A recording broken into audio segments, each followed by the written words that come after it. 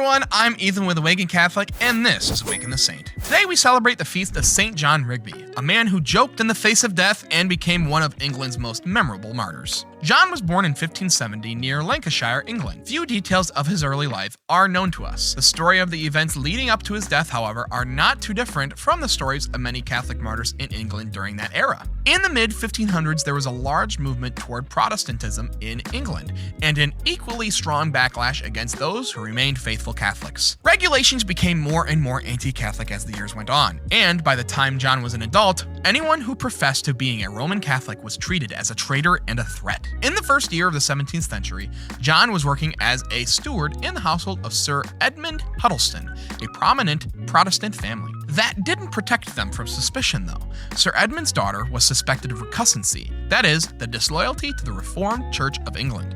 Since Sir Edmund's daughter was sick at the time, John was sent in her stead to beg the patience of the court and testify on her behalf.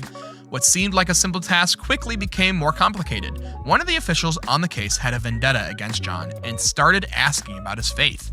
John was Catholic, and when questioned directly, could only respond with the truth. He refused to take the oath of supremacy, which would have required him to renounce his loyalty to his faith, and was subsequently arrested and shipped off to Newgate Prison in London. Before he was formally tried, however, the authorities wanted to see if they could find out about more Catholics from John. His hair was cut off, and he was scorched against an open oven to torture the information out of him.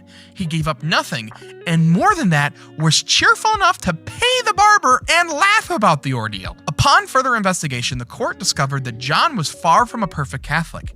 He admitted that he had conformed to Protestantism at first, but was later brought back into the Roman Catholic faith. He signed a written confession stating that he had not been to a Protestant church in 3 years and had no intention of returning. Several more attempts were made to get John to change his tune, but he remained resolute and was officially sentenced to death by hanging and quartering.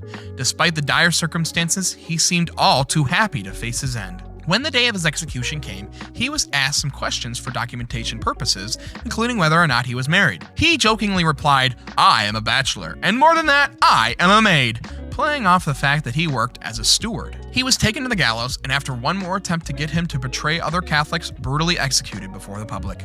He was 30 years old. John wasn't what many people would think of as the ideal Catholic. He had only converted from Protestantism a few years before his death. But then again, God doesn't discriminate. All are called at every stage of life, and through even seemingly unsuitable instruments, he does great things in unexpected places. St. John Rigby, pray for us. Awaken the Saint is made in partnership by Spoke Street Media and Awaken Catholic.